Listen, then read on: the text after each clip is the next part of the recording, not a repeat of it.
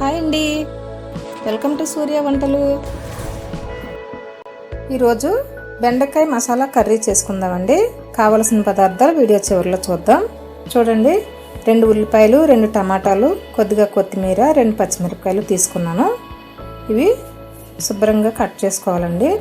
అలాగే బెండకాయలు కూడా 1/2 కిలో తీసుకున్నాను. శుభ్రంగా కడిగి కట్ చేసి ఇలాగ ఫ్యాన్ కాలు కింద నేను ఆరబెట్టానండి. కొంచెం గాలి తగిలి ఆరినెయ్యి, జిగురు ఆరినెయ్యి. ఇప్పుడు పొయ్యి వెలిగించుకొని పొయ్యి మీద ఒక పాత్ర పెట్టుకుందాం.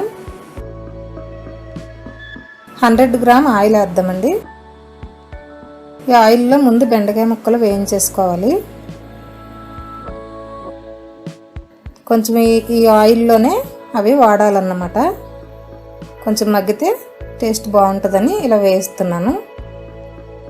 కర్రీ మీరు బెండకాయని ఇలా వండి చూడండి, ఒకసారి ఎలా ఉందో తెలుస్తుంది. మనం బెండకాయ ఫ్రై ఒకటి, పులుసు ఒకటి ఎక్కువ చేస్తాము. తీసేయచ్చండి, ఎగిపోయినట్టే. ఇంక ఇవి మళ్ళీ కూరలు ఎలాగో ఉడుతాయి కాబట్టి ఈ విధంగా ఎగితే సరిపోతాయి. ఇందులో కట్ చేసుకున్న పచ్చిమిరపకాయలు వేసుకోవాలి. అలాగే ఉల్లిపాయ ముక్కలు కూడా వేసేసుకోవాలండి. ఇవి బాగా వేయించుకోవాలి.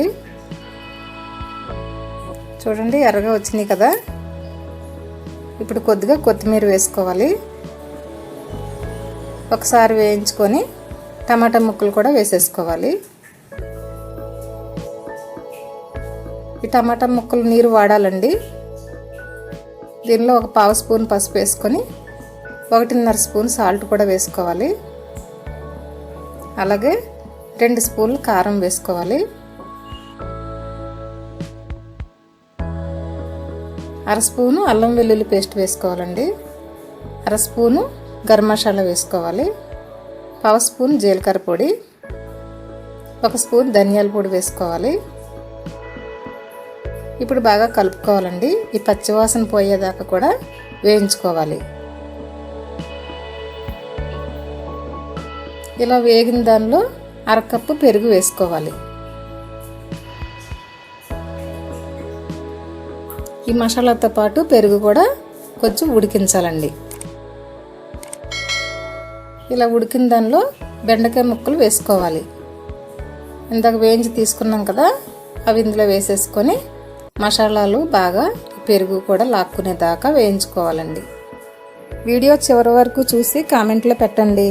మా ఛానల్ సబ్స్క్రైబ్ చేసుకోకపోతే ఇప్పుడు సబ్స్క్రైబ్ కూడా చేసుకోండి. ఇలా వేయించుకుంటే మనకు బాగా మసాలాలు లాక్కుంటాయండి.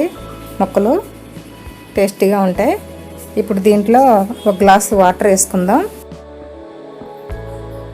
ఒకసారి కలిపేసుకొని మూత పెట్టుకొని లో ఫ్లేమ్లో ఒక 1/2 గంట సేపు ఉడికిద్దాం. చూద్దామండి, కూర దగ్గరికి వచ్చింది చూసారా. కొద్దిగా కొత్తిమీర జల్లుకొని పైన సర్వ్ చేసుకోవచ్చు. స్టవ్ ఆఫ్ చేసేసుకున్నాం. ఇక అంతేనండి, అయిపోయింది బెండకాయ మసాలా కర్రీ.